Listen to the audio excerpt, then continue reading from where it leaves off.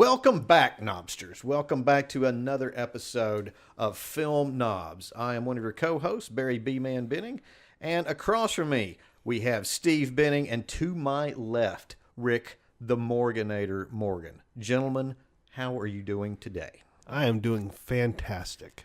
I think I might actually believe you. I think sometimes you say you're doing great, but I don't know if you really, I'm actually awake today, so yeah, well, that helps. That's good. That's probably a good thing for us. Although today would be a good day to take a nap. It's cold and cloudy and rainy. So Yeah, well- it'd be a good day for a nap, but yes, I'm awake. Yeah, Yeah. that's good. Oh. Well, what about you? How are you doing today? I'm somewhere between a B plus and an A plus. That's pretty good. Yeah, I mean, that's passing. yeah, that's great. That's a high grade point for today. That's a high grade. Uh-oh. Well, He's above average. yeah. Guys, couldn't you have one of you said, you're not doing that great? Because now the onus is on us, if you will. We better have a good show today. Okay, I feel lousy. The world is awful. Right. Don't set people up to be, to be disappointed. Don't Just go outside set today. the bar low. Right. It's overcast out there. There's loud motorcycles that probably several of our listeners might be able to pick up on at some point. No, I'm doing fine. I'm doing good as well. So, what have you guys seen anything? What's been going on in the world of film and movies since we last met? Anything interesting that you guys have seen? I saw Suspiria. Suspiria. Yeah, I went to the old Red Box. Oh, so it's the new Suspiria. The new Suspiria. 2018. The one that I thought was going to be released wide. Where did that movie go? I'm not sure because I kept waiting and watching for it to come here, and it never. I take that back. I think it did show like for one night because I looked at the paper, and they were talking about it, and I'm like, well, I guess it's here, and then it's gone. It's very odd. mysterious. Well, I too saw Suspiria. So, What'd you think about it? what did I think about Suspiria? I think that it followed the 3P rule. Pretentious, ponderous, and pointless. I was highly disappointed with this movie. So you say it had a chance. The first Suspiria, if you remember, nice, tight little hour and 40 minutes of good, scary fun, right? Mm-hmm. This movie lumbers in at 2.5 hours. They weren't making Lawrence of Arabia, to my knowledge. I don't know why it lasted that long. It was a mess. I was thoroughly disappointed because the pedigree, this movie was pretty good. Good cast, good director. Yeah, this was way up on your must-watch list last year. Way up on there, yeah. I'm sorry you didn't. Kind of didn't like it. I'm sorry. I wish I could be more honest. And Sorry, it barely missed the mark for you. Well, I will say, the production design, it looked good. There was one effective kill scene in it, certainly. The penultimate scene was, at the very least, interesting. But for the most part, it was just a slog, man. Just a slog to get through. What about yourself? What do you think? I liked it a little bit more than you did. I think overall, it was beautiful to look at. Fantastic cinematography. Some good acting. But when you just try to compare it to the original, that Dario Argento is just, that movie is just so tight and vivid and alive. And it's like you said, just coming and clocking at 2.5 hours. That's a lot to live up to. I didn't hate it quite as much as you did.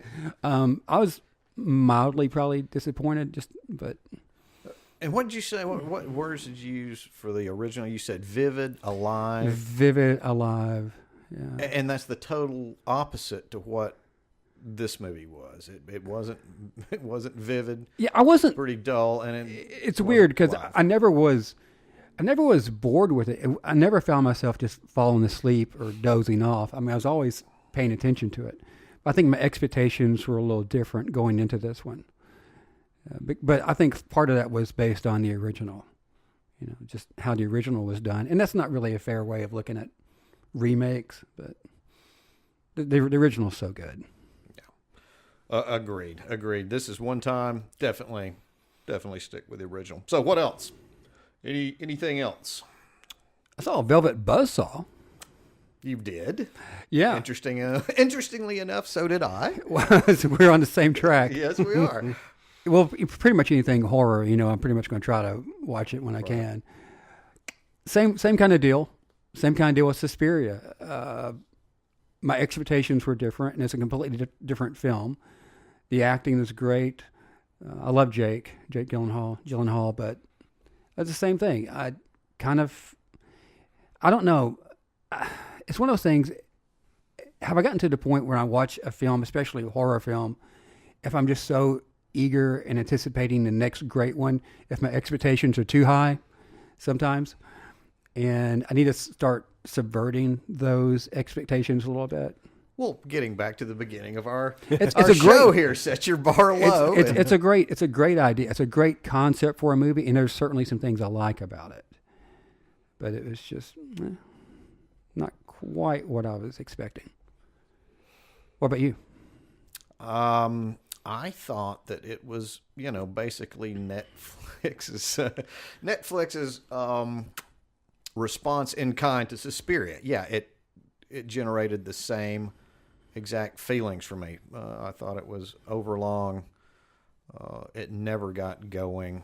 It was dull. It was like, I would say about midway through, I was looking at it, just a lot of the shots there were a couple of cool shots, like, one scene with I'll just say with paintings kind of bleeding that I thought was pretty cool looking. But it was unimaginative in other ways. It was like, for me, it was like watching one of those, do you remember the night, like in the mid-'70s, those ABC made-for-TV movies late at night, like you would watch the little horror movies on front. It was like watching one of those.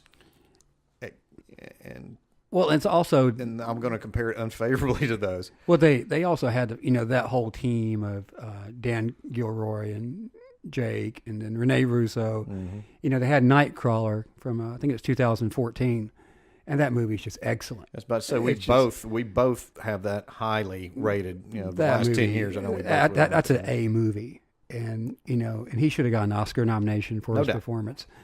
So once again, I think those expectations were a little bit different going into this movie, and that's not really fair. That's not really fair, for me to watch a movie with those kind of preconceived notions. Oh, fair or not? It just gave me an idea. No, I think you're right. I don't think it's your expectations that are the problem here. I just think it was just dull filmmaking. It just wasn't very. You just didn't think it worked. Right. It's a good premise. There, but it was just considering all the talent, like I said, Gilroy, the actors, it lacked much, any kind of really spark to it. So how do you lower your expectations for a movie? Going into it, because if you have high expectations, I think that's a fair question. That's a great question. Experience, I think you just tempering things is if something happens repeatedly enough, you just say, okay, look, I've either got to adjust something or I'm going to be experiencing the same level of disappointment over and over again. And that tends to work best for me. Like, for instance, Halloween, the 2018, that's a good example. Going into that film, I liked Halloween 2018. I did. But that's another perfect example that my expectations were different, because based on the original, and it's not really fair. I need to do a better job, especially lately. I used to be a lot better at this, but I need to do a better job of taking this movie for what it is, right, as its own creation, and not compare it to something else, like the remake. seems like you're. So I'm sorry to. I know you're having a little respiratory problem over there. It seems like Yeah, I'm a little raspy. I apologize to everybody listening a today. little rash. Well, there's something. There's Got a little Alec Baldwin thing going on. there's something in the air. I don't know. There's something in the air around here. I don't know exactly what it is. Wait, hold on. Oh. It's the music of. Oh wow. Oh wow. We're all dancing. It's love. It's love is in the air. That's the problem. Love that's is why in the you're air. All, that's why you're. That's why I'm so hoarse and raspy. I think so.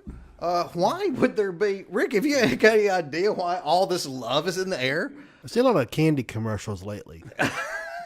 There's a lot of candy. So that usually means that there's something coming up. Something coming up. Valentine's Day. It is February. It is February, Valentine's Day. That's why that's your problem. You've got too much love. Having an allergic reaction to love. Plus all the he's- love in the air. Plus he's crying the Super Bowl or football season's over. Yes, but between the two, I'm all emotional. I'm all choked up, man. Well, in that spirit, being all choked up and emotional, and with Valentine's Day coming up, here's my idea for today's show. Why don't we discuss some romantic movies? We are film knobs, so we're qualified. We're qualified to do this. Nothing replaces football more than romance. Exactly. So, love stories have been around. Love has been in the air ever since the movies began, right? This is our most primal and powerful emotion. Would you say? Yes, Love. I feel the love right now. Exactly. There's a lot of love in this room. There's a lot. This room is brimming, overflowing with love. I will point out that the first, I want to say Edison's one of his first movies was titled The Kiss. It was like a 20-minute or a 20-second silent film back in 1896 that showed this couple performing the last part of a play that was popular at that time. I can't remember what the play was. But anyway, it had a very complicated plot. 20 seconds, it showed them kissing. Wow. And that was it. And this movie caused so much outrage, from critics. How dare they show two people kissing briefly? And now we got the MTV Movie Awards where they have Best Kiss. We've come a long way. We have come a long way, baby. Way to go, world. Well, I just bring that. Yeah, and that was his most, at least to all the accounts that I've seen, that was his most popular film of that year and the first couple of years at the beginning of film history itself. That sounds like one of those French films, doesn't it? The Kiss. The Kiss. Francois Truffaut. Francois Truffaut. The Kiss. So, guys, have you got? This is a big subject. How are we going? This is a huge subject. Have you guys got any favorite? Are there any romantic movies that just stand out for you guys? Oh, look at. Oh, great! You'll throw me in front of the bus. Well, I was going to say, these guys, both of them want to say this so bad they can't get it out. But no. Rick, you want to go ahead? One of my favorites is Hitch. Hitch, the Will Smith. Will Smith, Kevin James Yes. movie that was a huge hit. It was a huge popular hit a few years ago. I can't remember what year it came out, but I had a lot of friends tell me that I needed to watch Hitch. I'm not sure what that means because I've never seen it yet, but they kept telling me.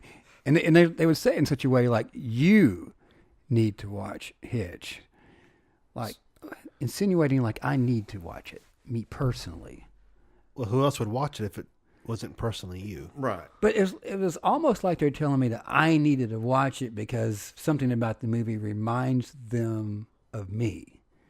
It's like I'll never forget this. So we went, me and one of my buddies went to eat one night, and we're sitting around a table, and this waitress comes up to me, and she's flirting the whole night, sticking with the romance theme here. Right. And she's flirting with me, and we're flirting back and forth.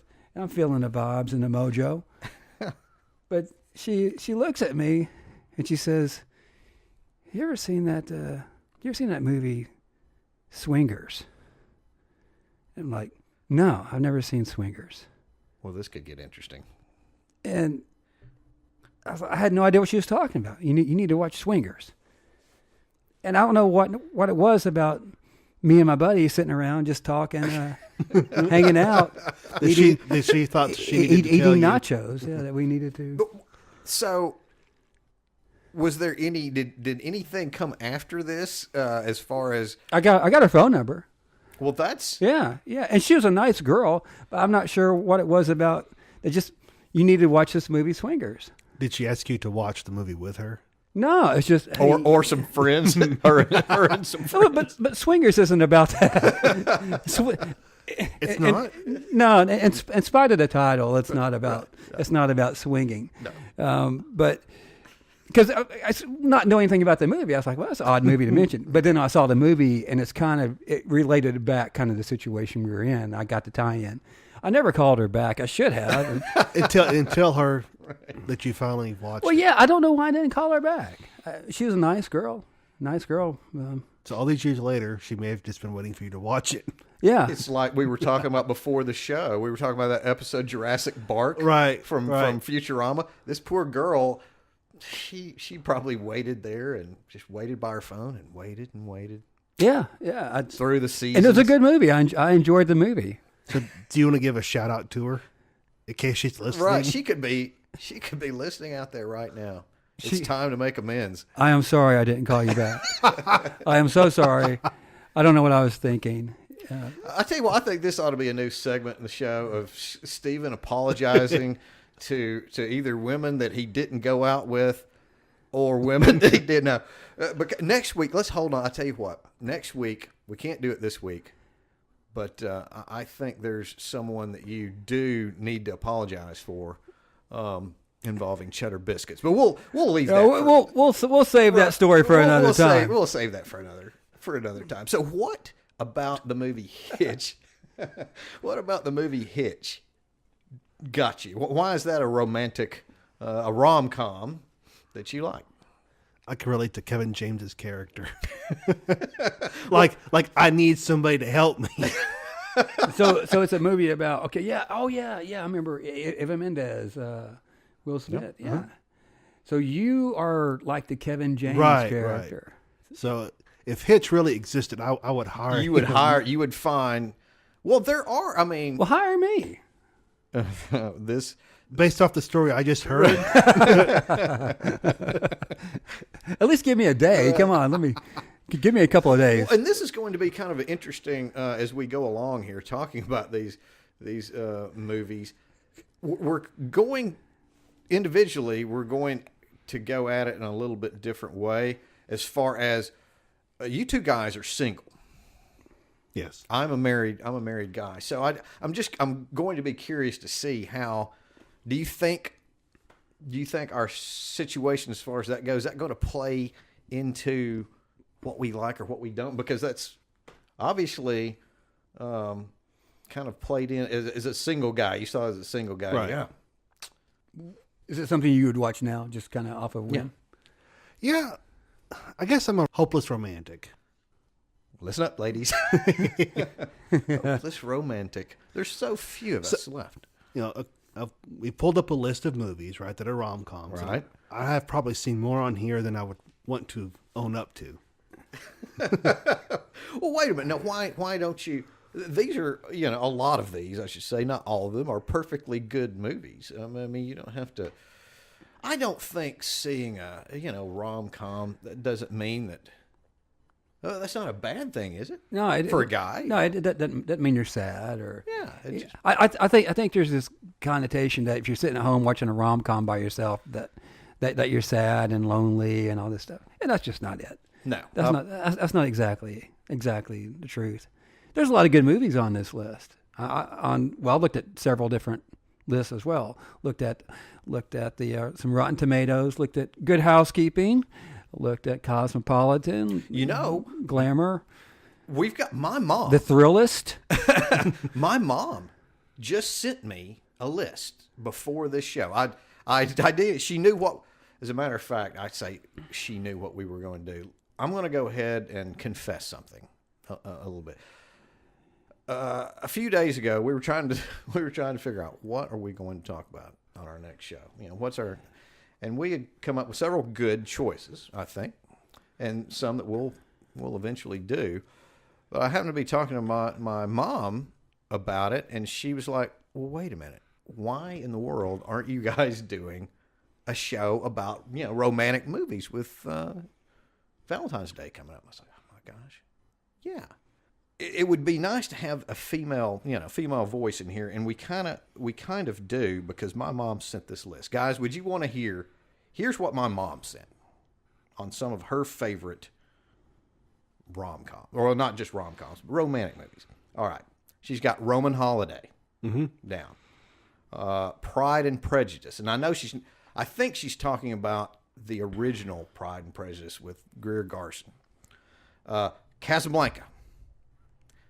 It's good. Yeah, and people don't necessarily think at first as Casablanca as a romantic movie, right? But oh man, at the core, that's what it is. Love that movie. Yeah, absolutely. What else has she got on here? Chocolat. Good movie.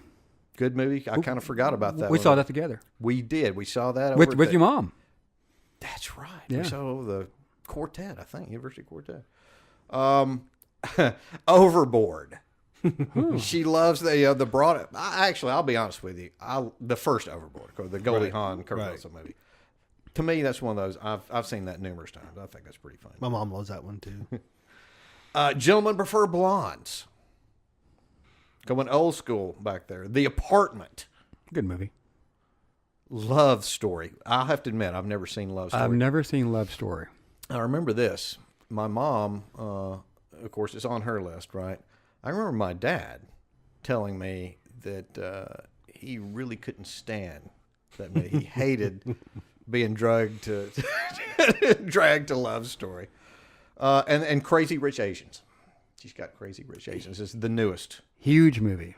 So at least we've got one female's perspective. I'm glad to hear those choices, because that's where I checked out, the Good Housekeeping and Glamour and Cosmopolitan, because it tends to be a different female readership. So, or whatever you want to put online online readership. Right.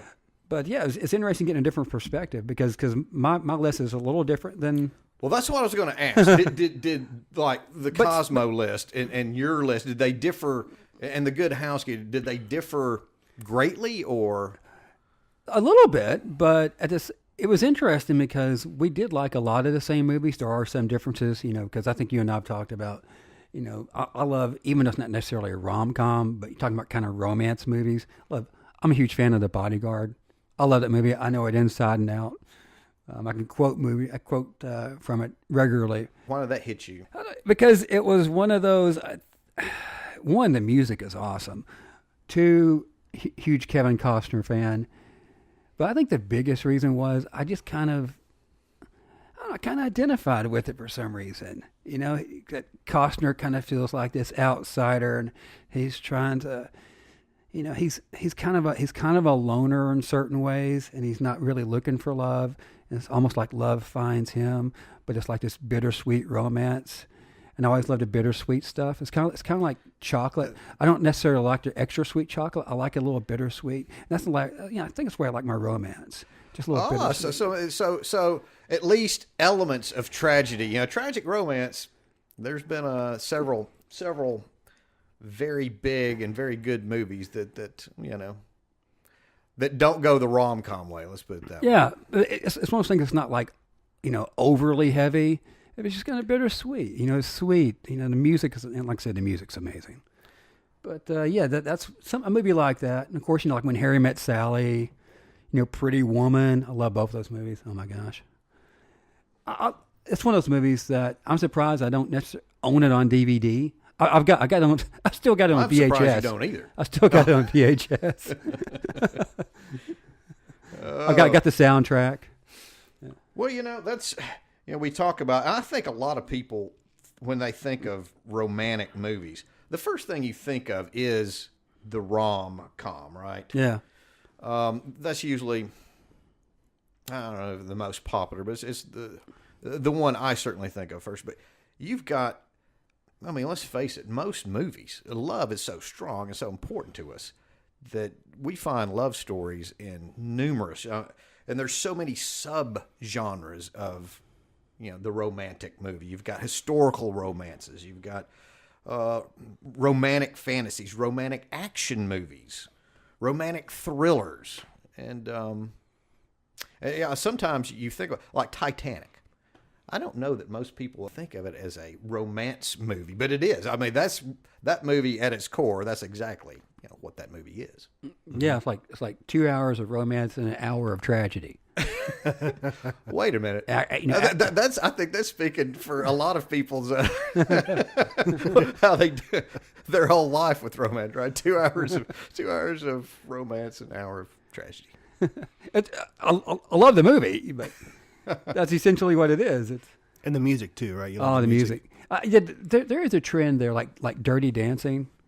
Huge fan of Dirty Dancing. There's another hugely popular romantic movie that, to be honest, guys, I just saw that movie for the first time like a couple of years ago.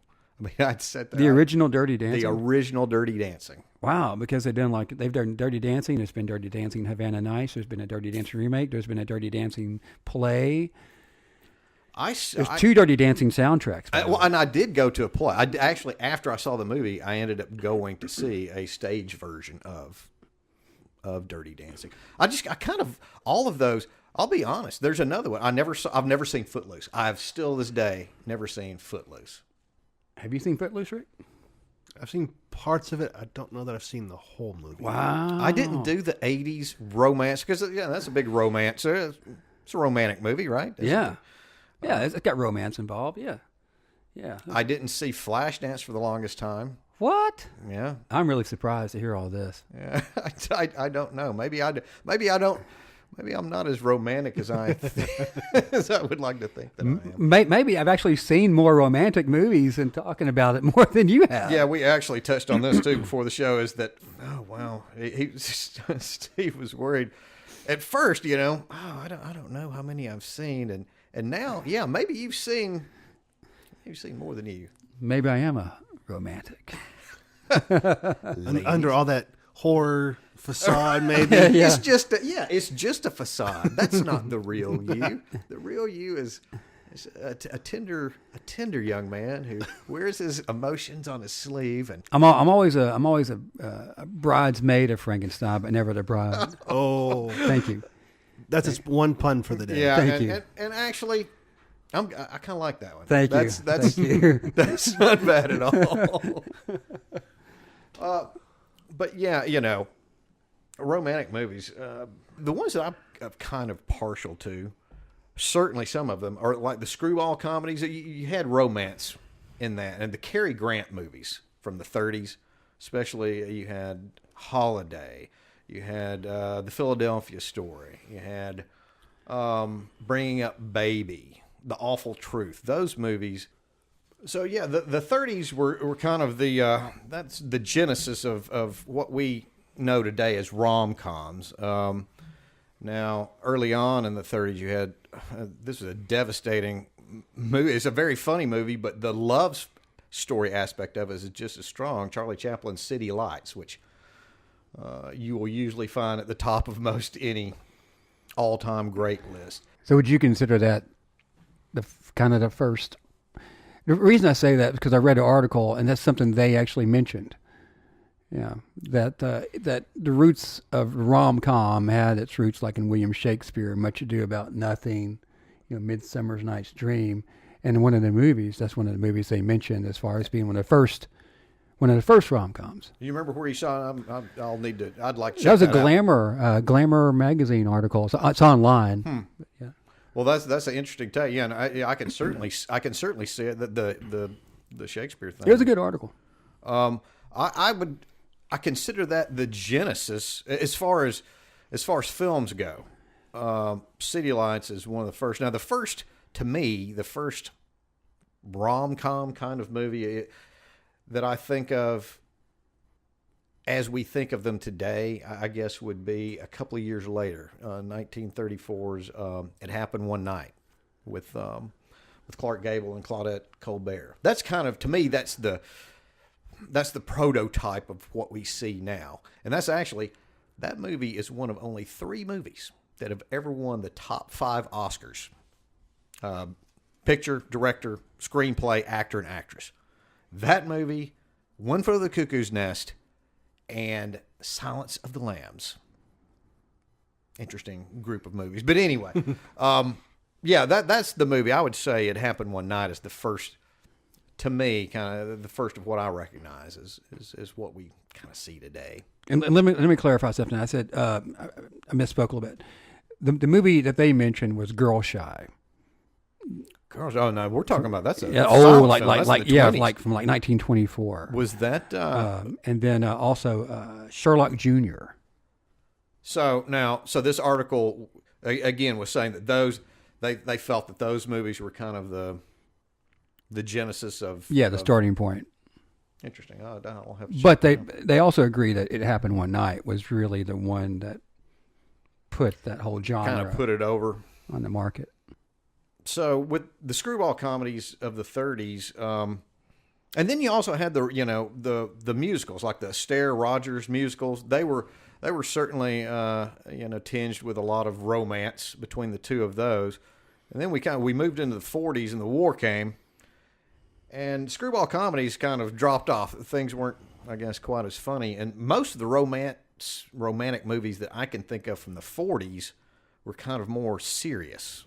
More, like, again, we mentioned Casablanca earlier as being, a lot of those romances dealt with the war and with a little bit more serious. Like one of my all-time favorites is The Shop Around the Corner, and that's with Jimmy Stewart, which was remade later on with Tom Hanks and Meg Ryan as You've Got Mail, and that movie was.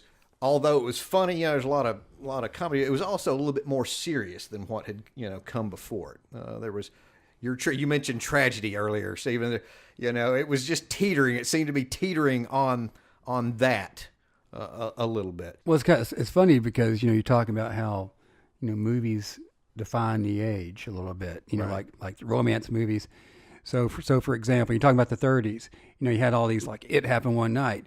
And so one of the basic themes in those movies is like money can't buy you everything. Well, of course there wasn't a lot of money go around, so those right. You had the Depression. And... So that's love was the thing you held on to when you didn't have anything else. Nice. Yeah. Well, yeah. When times are tough, I guess we've still got at the very maybe all you have, right? Love, yeah. But yeah, and then you got to the 40s and things start. There's more empowerment, so that's when you started seeing the, movies like Bringing Up Baby and in the 38, and then Philadelphia Story in 1940, where, more female protagonists taking over the story. You're talking about the screwball comedies. I learned something interesting about the screwball comedies that you may appreciate, being such a big baseball fan. I didn't know that screwball comedy, that the genesis of that actually had the whole screwball. You throw the screwball because those movies would throw curves into the plot, and that's where the screwball comedy came from, because it's actually a baseball reference. So it's not just these kooky crazy kids. Yeah. It's actually about baseball. Yeah, it's actually because nice. you throw the screwball and it throws you curves, and you don't know which direction it's going to go. And wow. Yeah. Well, yeah. So you mentioned the Philadelphia Story there, like in 40, right? So, that co-starred, one of the co-stars there was Katharine Hepburn. She ended up teaming up in the 40s with a guy named Spencer Tracy, and they made 7 or 8 movies that are considered very classic romantic movies. They weren't quite as silly and screwball as the movies before, because you had a little bit more sophistication. When you bring in Kate Hepburn, and the pairing of Hepburn and Tracy lasted on screen and off screen, past the 40s into the 50s, right? I mean, into a little bit different era of rom-coms, if you will, of romantic movies. Well, yeah, you had like 2 very, strong person. Well, Katharine Hepburn, right? I mean, you think of a strong personality, everybody thinks of Katharine Hepburn, but it seemed like during that period, it's like they focus a little bit more on, two professional rivals. Their focus is more on the differences between men and women, and there's like this competitiveness between them, and that competitiveness led to the romance and the sparks flying, through all. Right.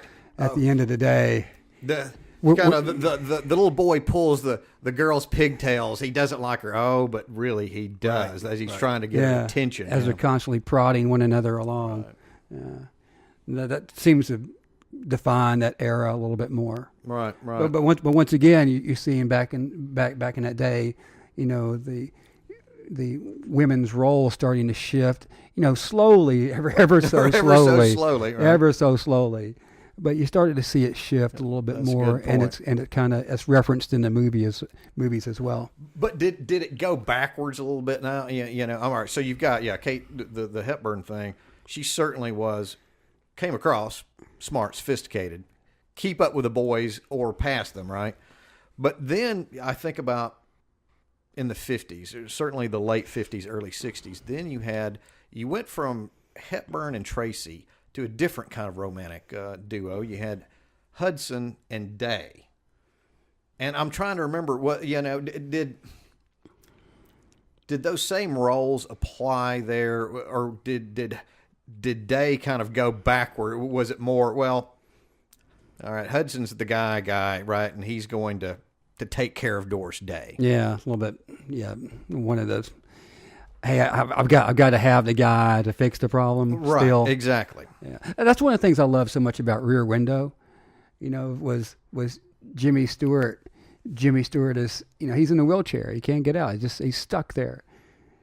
And the person doing all the real work, Jimmy's causing the problems. Right. Jimmy's over there. He's got his, he's looking through the binoculars and spying on everybody. But the person really doing the work is Grace Kelly. She's going, knocking on doors, sneaking into places.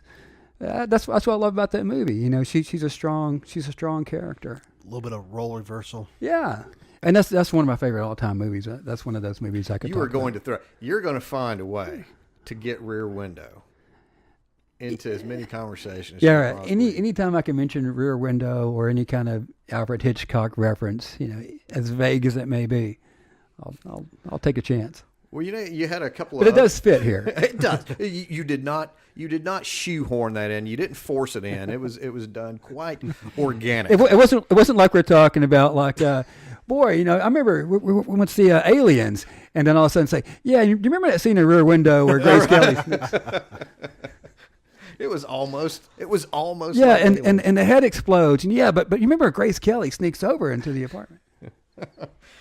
Well, the 50s, I think of, so I usually think of Day and Hudson as far as romantic movies from the 50s. But also there's a couple other women, certainly, that made a lot of appearances.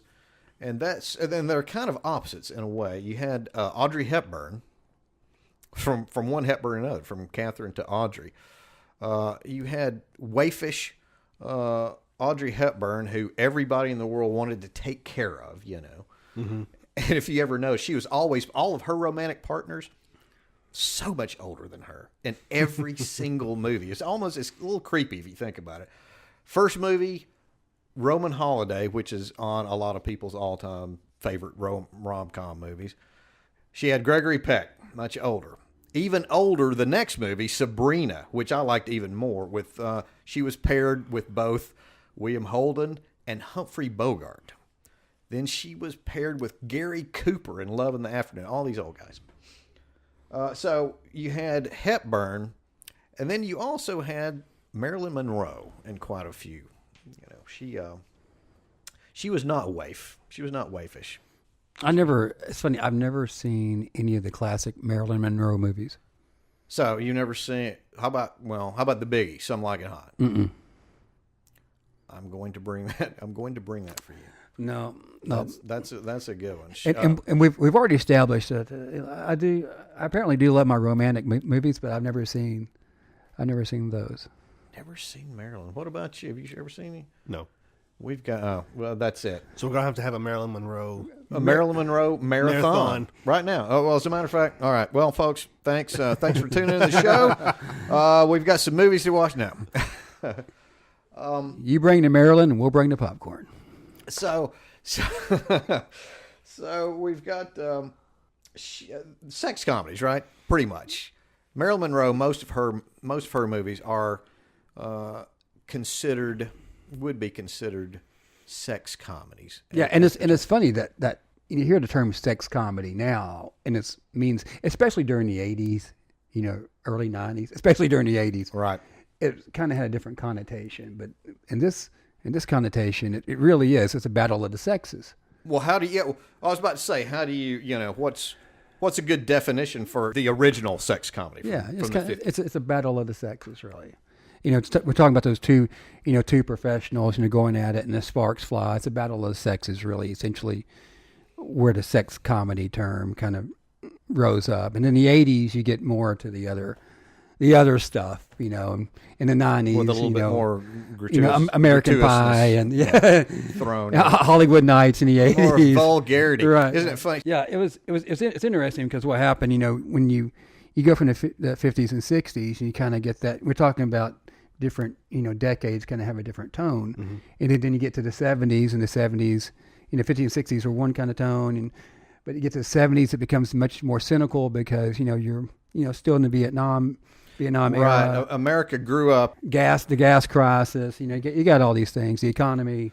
Well, there is a movie now that kind of I can see as a bridge between some of the older ways that romance movies were looked at until now, and that's The Apartment. Billy Wilder's The Apartment, which had its moments of fun and hilarity, but that was a pretty. I mean, when you've got a main character who tries to commit suicide early into your second act, you're starting to get a lot more serious with your what is considered a romantic movie. Billy Wilder, same guy who did Some Like It Hot, was a boundary pusher. He's one of your favorite directors, I believe. Oh, absolutely. Yeah.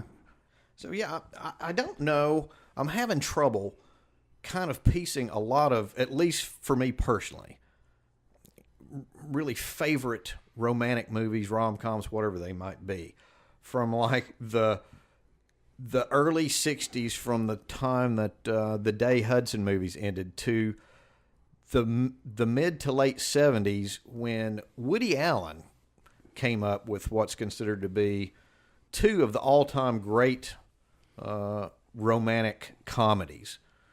Annie Hall, and I believe it was 77. The movie that beat Star Wars for Best Picture. Sorry, Morganator. Oh, Rick.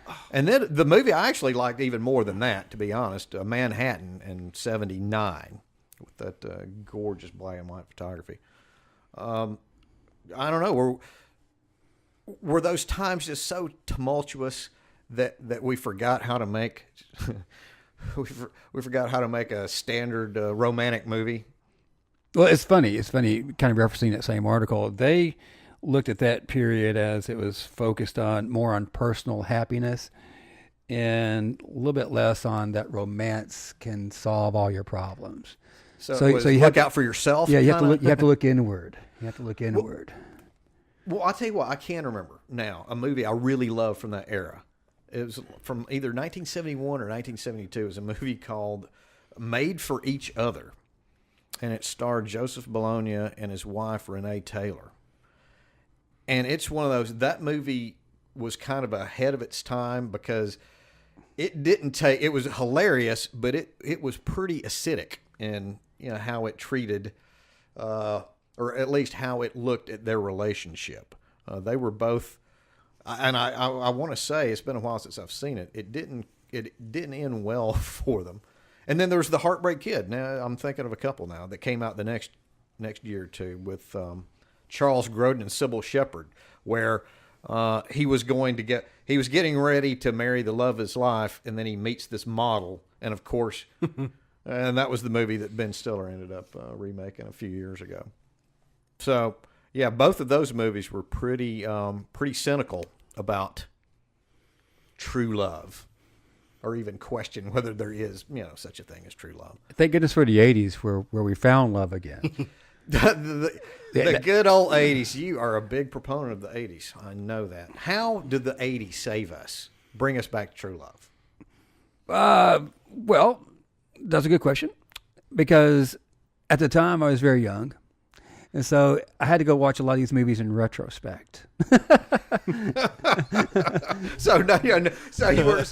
Hold on. You mentioned a movie. Well, but here's where my romantic movies started. Really, was when Harry Met Sally. That was really where.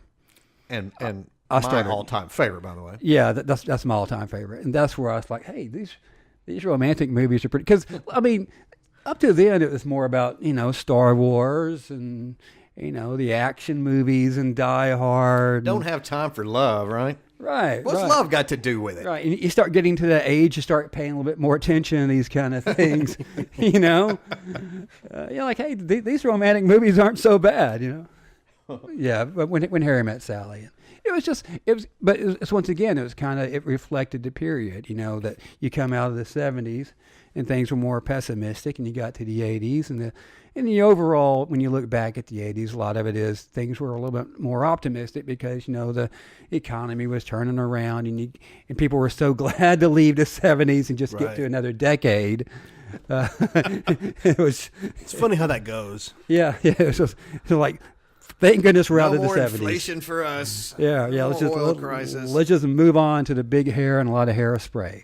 But that's where I started paying a little bit more attention, was the late 80s. Kind of on the tipping point there with Ghost in 1990. That period right there. There are a lot of great rom-com movies between the late 80s and that mid 90s period.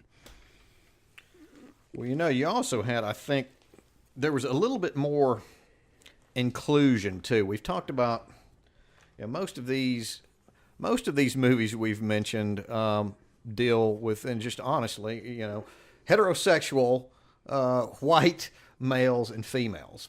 And I think with the 60s and 70s, we started seeing more honesty and more people being included. Hey, there's love to be found everywhere. And I remember, it's fun. I've never seen the movie, but I can remember this movie making an impact with all the critics. I would watch all the critic shows back then too. I was a really nerdy kid.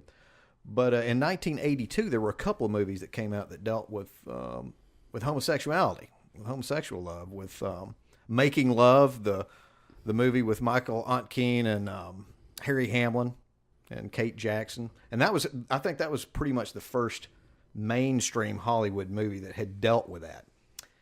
It bombed, so it still took a little while, before we've accepted it more. And now, we've got Moonlight winning Best Picture. So, come a long way since then. Personal Best also came out that year with about the lesbian sprinters.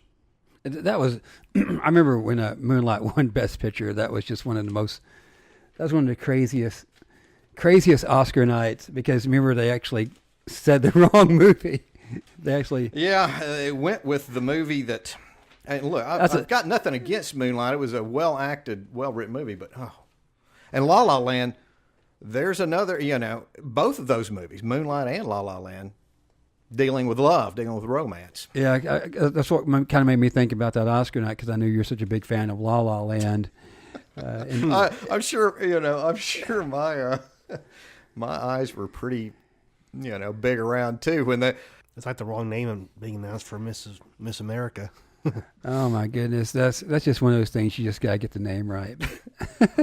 All right, I'm gonna have to go back. I'm looking at my notes. Sometimes I get a little lost in my thoughts and trying to think ahead. We didn't mention, and talking about movies that push the envelope a little bit for romance and what is considered acceptable. One of my all-time favorite movies was from the 70s that dealt with this. A romantic movie called Harold and Maude. And I don't know, Harold and Maude dealt with the relationship between a very young man. I can't remember how old, certainly no older than 20, I think. Actually, he was younger than that. 80-year-old Maud, played by Ruth Gordon. And that movie, still to this day, I've showed it to a couple of people who still seem to be a little, uneasy about it. But it's a wonderful movie. And like I say, we started to see more movies about different types of relationships. You mentioned the 80s. Back to the 80s. How about Splash? Were you big? I've never seen all of Splash. I know. Now I'm shocked. Yeah. I've never seen all. I've seen bits and pieces. See, we got to the point where we could accept a 19. I believe it came out in 84. Yeah, 84. Man, and fish. The relationship between man and fish was now acceptable to show on the screen. But that was Tom Hanks. That was his big, no pun intended, his big splash. That was his big splash, I believe. Yeah, Night Shift came before it, but Splash was the one that really, I think, had the first big impact. I remember watching, like, back in the days, like Bosom Buddies. Right. And he was on Bosom Buddies, Oh, yeah. and all of a sudden it's like he's in the movie. I'm like, hey, wait a second, dude from Bosom Buddies is in the movies. That's kind of cool.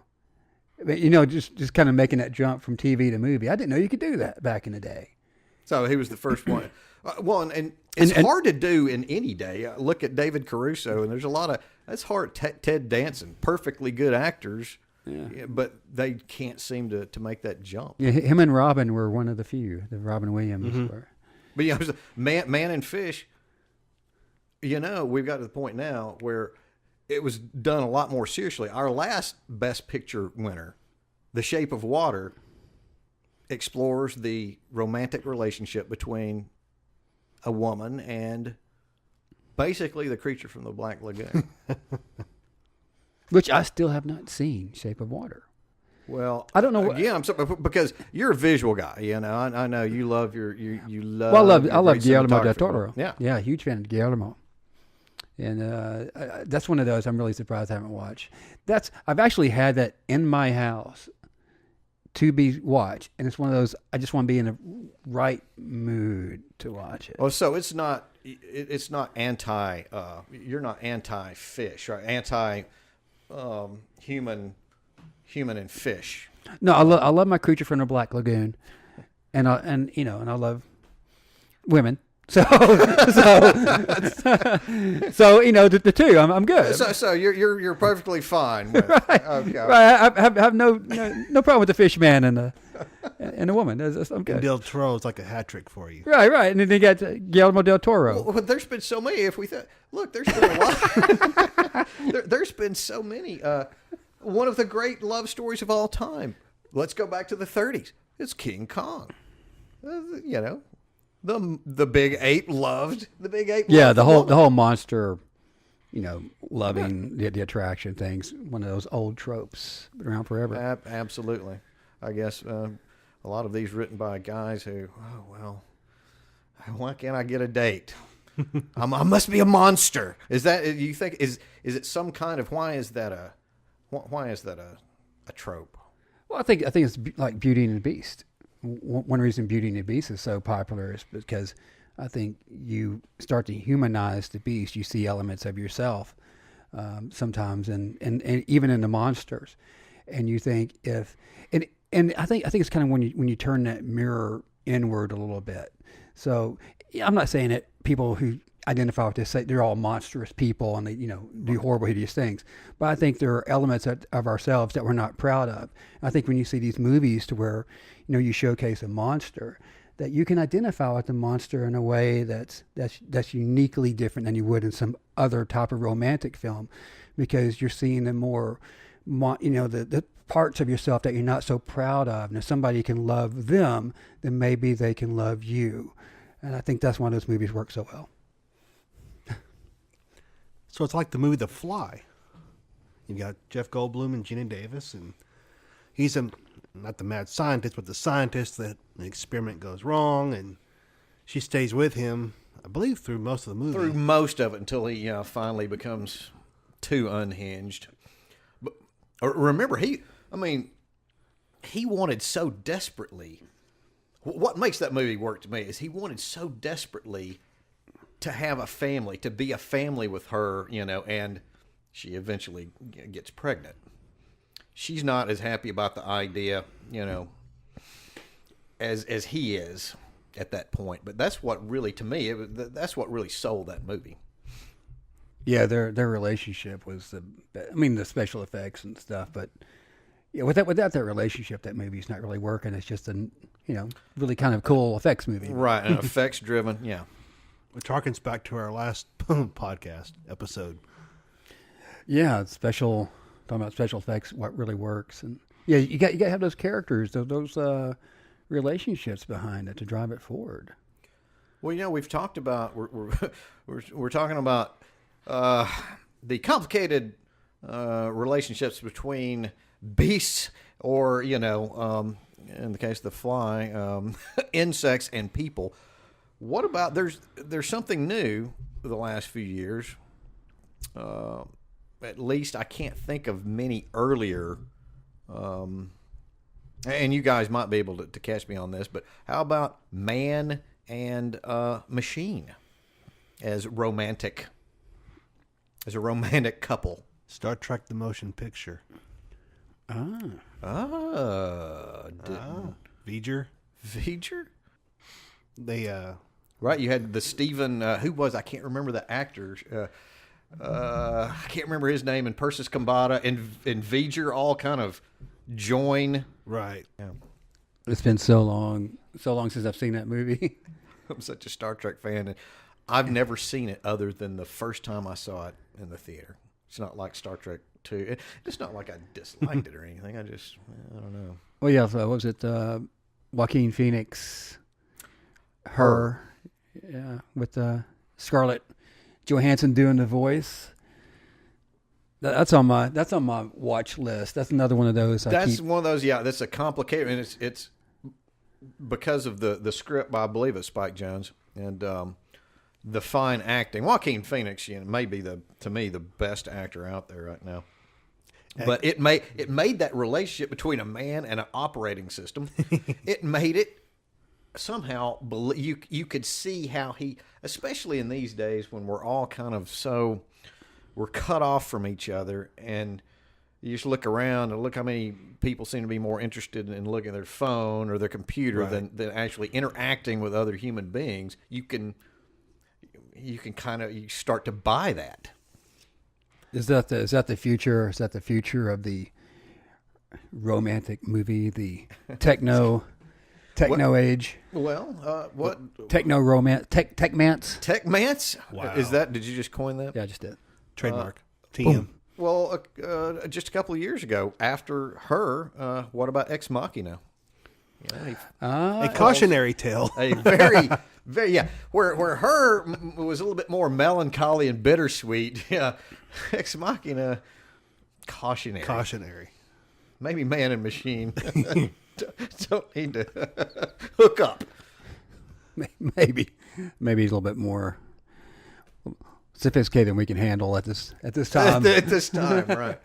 Well, what else have we? Look, there's all sorts of romantic. We can question what the boundaries of are. What about man and doll? Oh, like a mannequin? Mannequin. Yeah, I was thinking Bring back the 80s. I was thinking more of Lars and the Real Girl with Ryan Gosling, where he, took his doll around with him everywhere, and I'll just leave. I'll leave it at that. But I'd forgotten all about Mannequin.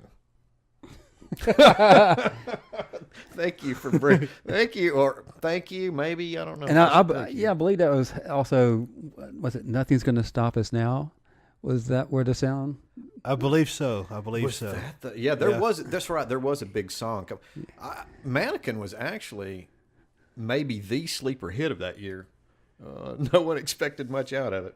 It's funny talking about music. How much music plays a role in a lot of these romantic movies. If you start going back, how much what? How much the music really plays a role in all these movies. You know, you're talking about Titanic. You know, Mamma Mia. I mean, that whole movie's. Well, music is, you know, it's very important in courtship, any relationship. So it's going to be. Well, you remember Say Anything. You know. Oh my gosh! That iconic jam box, and John Cusack's with there and playing Peter Gabriel, In Your Eyes. In your eyes, you know. Which was I've got the voice for it today. Actually. Which was spoofed in Central Intelligence. Yeah, you're right. So you know things keep coming back. Yeah, I actually before we did the show, I didn't realize, and I think this is where I started putting two and two together about how many of these movies I'd actually seen, because I'm such a big fan of music. And I just found this list of just songs from movies, you know, romantic movies. I was like, seen it. And I was like, oh my gosh. Were they all from the 80s? No, there's a lot of them from the 90s. Yep. You know, just romantic movies. You know, for instance, Everything I Do It For You. I mean, yeah, it's Robin Hood, Prince of Thieves, but yeah, it's a love story. I mean, at its core. You know, we obviously talked about Bodyguard, you know, Titanic, Say Anything. Okay, Mr. I Know My Music. What about, remember there was, good lands, I believe Bryan Adams, who also, you know, did a few, more than one. Don Juan DeMarco. Don Juan DeMarco. What was the song? I know he had I'm pretty sure it was. When a man loves a woman. How's it go? Have you ever loved a woman? Have you ever? Is that how? Yeah. Yes, right. Yeah. Have you ever loved a woman? Yeah. I forgot about doing Don Juan DeMarco until you told me. I'm actually having to sing. I'm sorry. Sorry for everybody listening. Oh, good old nostalgia. Well, yeah. I mean, but it's you know, like talking about, you know, movie Indecent Proposal. You know, a song that you love, No Ordinary Love, Sade. Oh, hey. Well, one of your favorites, Top Gun. Top Gun. I mean, all these. Talking about Pretty Woman, It Must Have Been Love, you know, King of Wishful Thinking. We haven't really touched much on Pretty Woman. Or can we say that Pretty Woman is the rom-com of the 90s? I know there were a lot, but is that pretty much Julia Roberts' career was pretty much, you know, that's the foundation of her career. I wanted to be Edward after watching Pretty Woman. I mean, I remember I went through a period there that I had Pretty Woman on a loop. Yeah. I can't believe I'm admitting this, but I had it on a loop to where I wanted to be Edward. I don't know if it's just, you know, was it the fact that he was just so rich? Rich and powerful, or was it, did you just fall in love? Well, it's kind of with Julia Roberts. The country seemed to fall in love with Julia Roberts. It's kind of what we talked about earlier. You know, he was kind of a loner. You know, he thought, here's how it's going to be, and all of a sudden, you know, this love just kind of walks in. Van Halen reference. Love walks in and you know, kind of redirects his life. Which goes back to what you said about the Bodyguard. Exactly. So it's a common theme. Exactly. Yeah. Yeah. It redirects you in a life in a wonderful, unexpected way, and that's what I love about these movies. It just. Well, so did you ever see?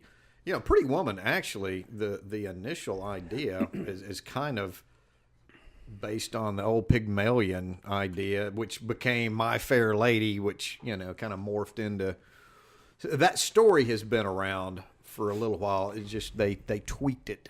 They tweaked it a little bit. To fit the times. To fit the times. And I'm pretty sure, now, you guys can correct me if I'm wrong, the original script for that, though, I believe was a lot darker than what came out. I think it. Yeah, it was. Yeah, actually, it was supposed to end pretty on a downbeat, right? Yeah, it was supposed to end on a downbeat, I believe, and it even had a different title for some reason. I can't remember the name of the title right now, but yeah, both of those things. It was supposed to be a much different film, and they absolutely made the right call when they shifted in tone. You guys remember Jerry Maguire? Mm-hmm. Yeah. Oh wow. Yeah. You could argue, yeah, that's a strong contender for if it's not Pretty Woman for the 90s, then... Come on, Show Me the Money. Oh, and you've got that two of the phrase. all-time great romantic lines spoken basically back to back, right, within a span of about 10 seconds at the end of the movie, right? You had me at hello. You had me at hello, but he's what. You complete me, right? Yeah, That's the right. first. He says you complete me, and then I don't know if there's one or two more lines in between. Yeah, yeah. It's like Tom walks in. Well, I don't want to say because just people haven't seen it, but that's another one of those movies. I could repeat that movie. I know it by heart. Yeah, you had me at hello. You had me at hello. And we were worried that we hadn't seen enough. We wouldn't feel passionate enough about romantic movies. And also a great song in that. Bruce Springsteen does a song called "Secret Garden." It's a good song. And Renee Zellweger's like one of the queens of rom-com. Absolutely. Bridget Jones. Bridget Jones' Diary. You said Ricky, you'd seen several of these. What's some more of your favorites that you've seen? Right. Let's bare your soul, not only to Right, us, to everybody. but to everyone out there. Anything for ratings, right? Anything for ratings. Well, almost. Yeah, I'm over here bleeding on Right, the knife's edge. I here. know. As a matter of fact, I think I may need to get a new couch. Someone, if the cops come in here right now, they're going to arrest me for murder. There's so much blood on this couch. I've got Kleenex over here and That's next week's episode, right? I'm bleeding. Oh, yeah. There's got now. Come on. I know there's more than. This is a quirky one. There's something about Mary. Yeah, two of your five of my numbers. Yeah, two of Hitch and Something About Mary. There's Something About Mary are actually both in the top 5 on the box office as far as the romantic comedies that have earned. I'd forgotten how much Hitch had made. Hitch made what 150? Did it get up? It's 179. 100. Well, yeah, I'd forgotten, but it made. I wonder why they never went back and. That seems like that they could have got making that much money. I'm kind of surprised now that they didn't. Will Hitch Smith, 2.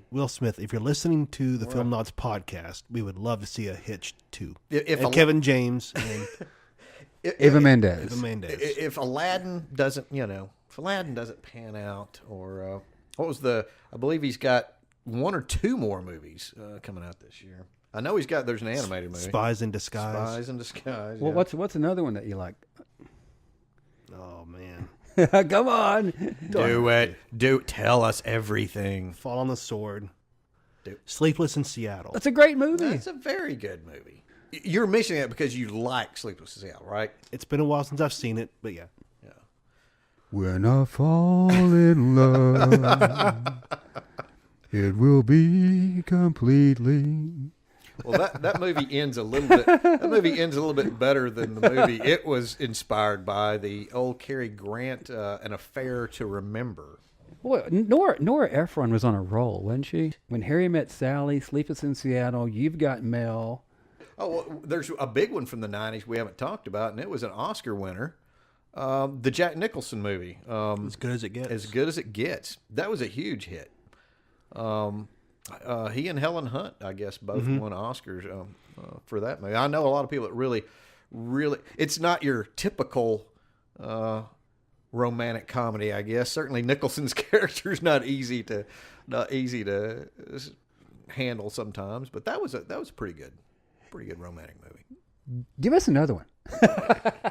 You're just gonna keep. Yeah. I'm just gonna keep going. Yeah, huh? I just want to hear another one.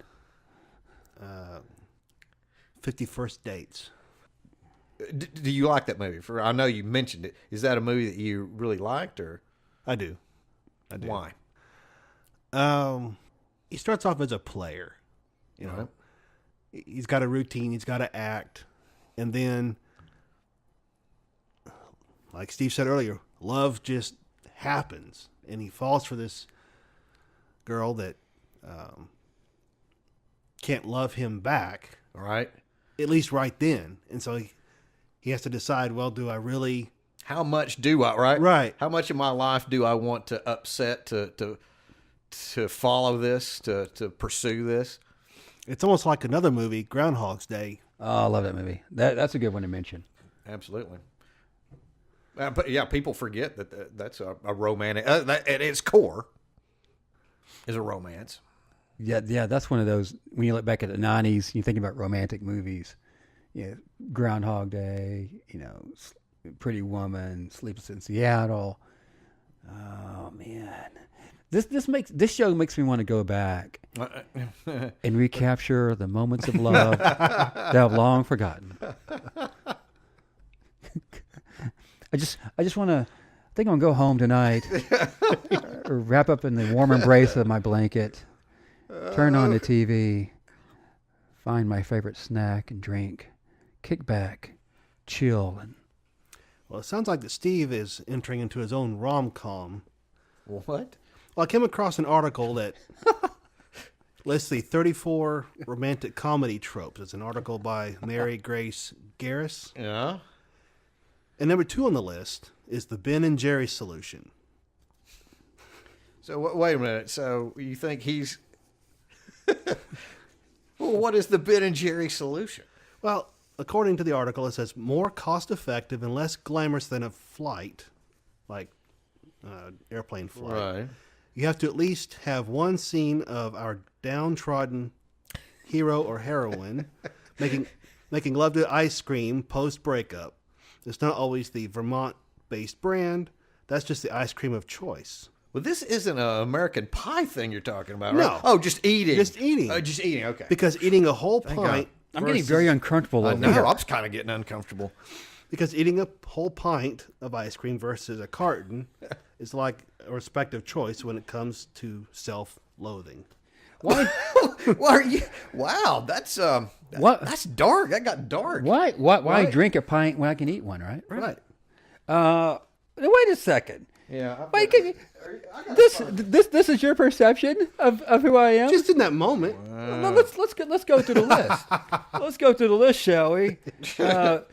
Well, I don't know what this is, but maybe the broken best friend is now a good. Maybe that's a good one to bring up. Wait a second. Okay, so obviously I'm more of the hero, but the downtrodden heroine making love to some ice cream post breakup. That's just the ice cream of choice, because eating a whole pint versus a carton is like a respectable choice when it comes to self-loathing. Well, how many rom-coms have we all seen where there's that ice cream moment? But you mentioned me. Come on. Well, ladies and gentlemen, I now know which direction we have now moved into number 8. There we go. Which is the drama inciting fallout. This occurs approximately half an hour before the movie ends, give or take 15 minutes, depending on the pacing. It could be a breakup between the two characters if they're dating, or it could be the huge reveal that the wayward rebel you've come to begrudgingly love has been courting you as a bet the whole time. See, this conversation puts a whole new spin on me cuddling up in my warm blanket, the warm embrace of my blanket thing. Oh, me. The drama. Okay, so yeah, Or do you see yourself more as the hot mess protagonist? I mean, you've got the lead role there, buddy. The hot mess protagonist. Yes, I am the hot mess protagonist. I'm skimming through here. What we need, ladies and gentlemen, is someone to slip into number 17 here with some irrational forgiveness. Wow. I've really got to start reading our notes that before we go on to air. I've really got to start reading these things. That's I think what I need to do is like number 22, the makeover. I need a makeover. for yourself or for those that you're surrounded by. At this point, a little bit of both, but yeah, I'll do the makeover. Kind of was it She's All That? I did like a She's All. Remember that, the She's All That with Rachel? Was it Rachel Lee Cook and Freddie Prinze Jr.? I had that song that you love so much, and Sixpence None the Richer, Kiss Me song. Oh yeah, remember that? Morganator looks perplexed, but that Kiss Me song. That Kiss Me beneath the, was it something twilight? You're the music expert. Yeah, yeah, it's a good song. I'll do a makeover. What else we got? Repressed attraction. Number 18 seems to characterize our weather lately. It's always raining. No doubt. I think I may be number 30, My Last Chance here.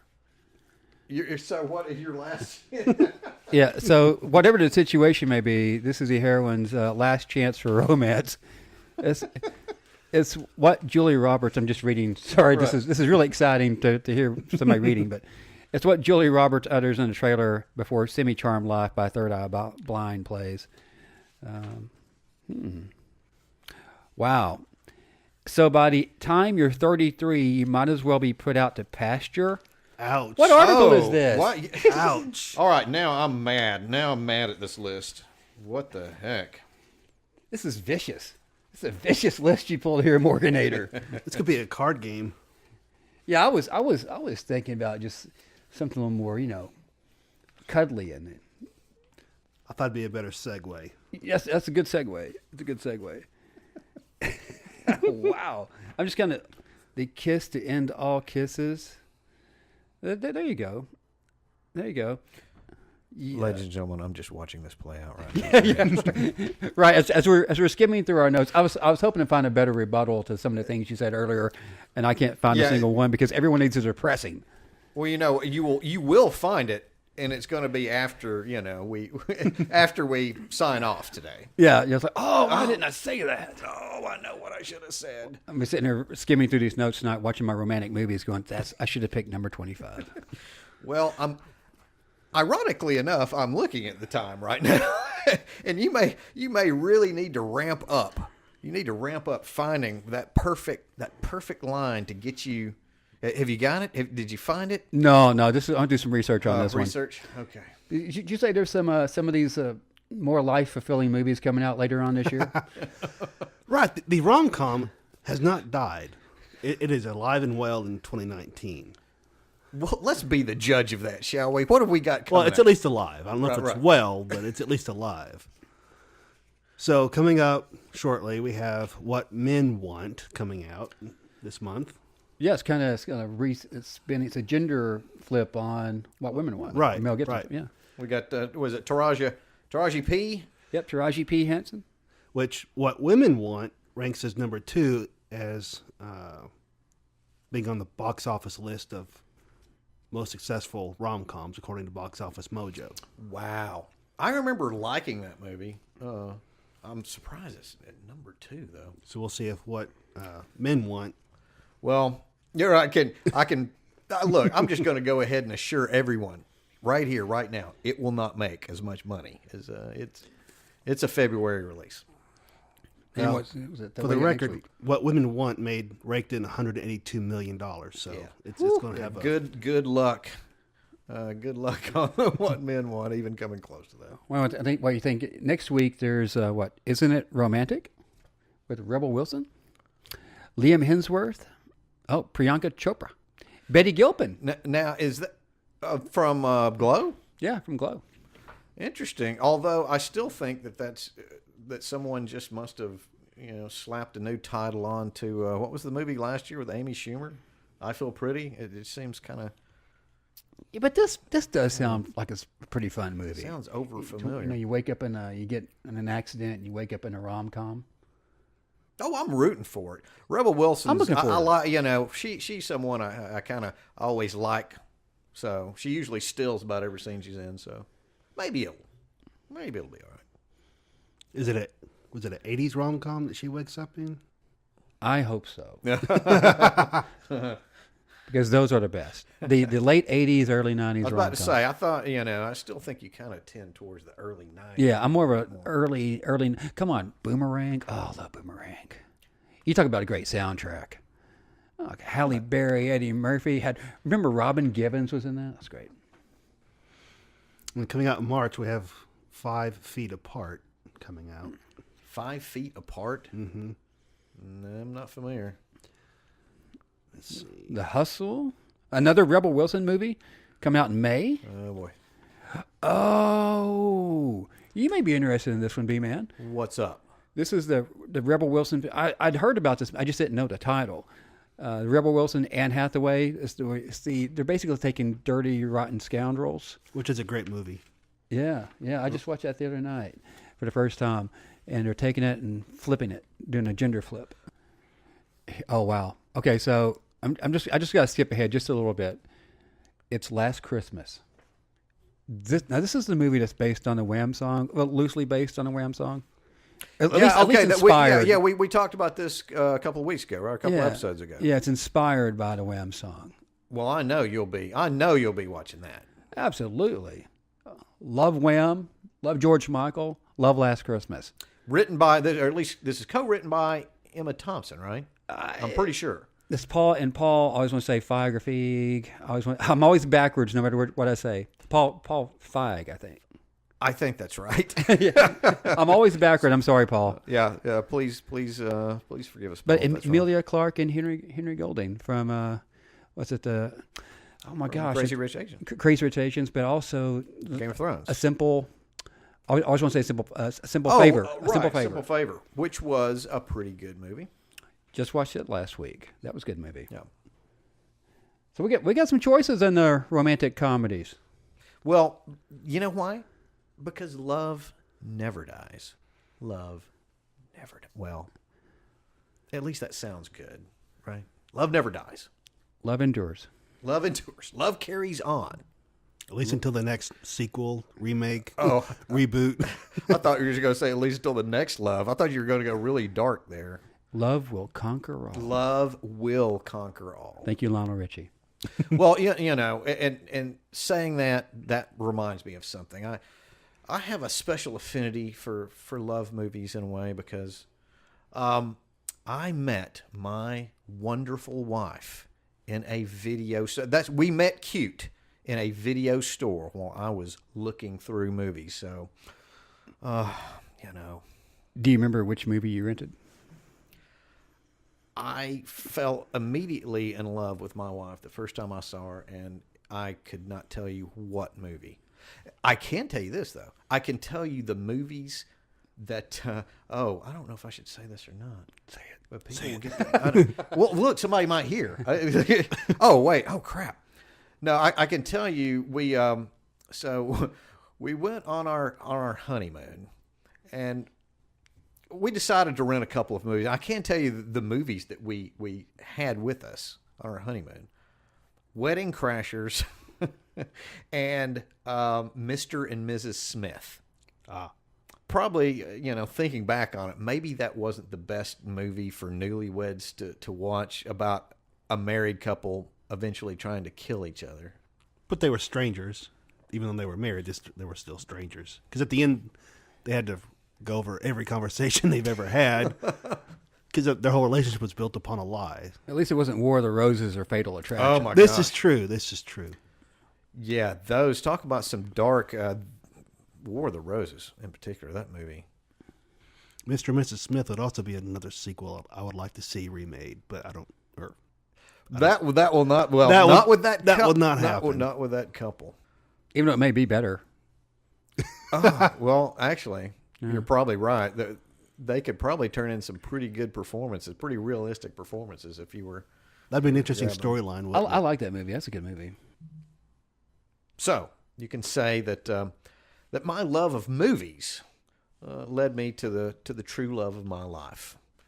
Have we poured out our hearts enough today on this? I need a blood transfusion. Yeah, I'm teary eyed and weepy, and I need a hug. And I'm gonna go through my list of favorite rom-coms tonight, and just go one by one. I think it's next week. That's what I'm gonna do. Every night I'm gonna watch. I'll go real quick. I'll do When Harry Met Sally, Pretty Woman, Jerry Maguire, Say Anything, Bull Durham, Groundhog Day. I do like Four Weddings and a Funeral, and About a Boy. And then at the end, I'll watch Boomerang. Boomerang. Great soundtrack. All right. Well, Rick, if you got a list of rom-coms that you're, and I know. Wait a minute. By the way, I know the truth. He says he's going to watch. Steve says he's going to watch all these movies, and as soon as a science fiction or horror movie pops up in his head, right after that, he'll just go to those. He'll just go to one of those. I'm going to write a horror movie rom-com. Well, There you hey, go. we were talking about weird collaborations, combinations, man. We didn't mention man or woman in this case, woman and zombie, warm Right. bodies. The Zomcom. Yeah, the Zomcom. Is that it? Did you just? I don't know. I'm sure. I'll put it this way. I haven't heard that term. It has to have been used by now. But yeah, Well, I like Zomedy was already used up, right? Yeah, Zomedy was already But used. Zomcom, I think is a new. I haven't heard of it. Better, Zomcom. yeah, the Zomcom. Let's get on that, guys. Hashtag Zomcom. Well, all right. On behalf of my two co-hosts, we thank you so much, everyone, for tuning in, and go out there and if you've got a special Valentine, hey, do something nice for her. Find a good romantic comedy or some good romantic movie to put on, and once again, Mom, thank you so much for your list. We got your list on some of it. And anything else? We would like to know what your favorite rom-coms are. Hit us up on Twitter at Film Nobs. We would love to hear about how you guys are going to celebrate Valentine's Day. I'm just going to go home and eat a pint of ice cream.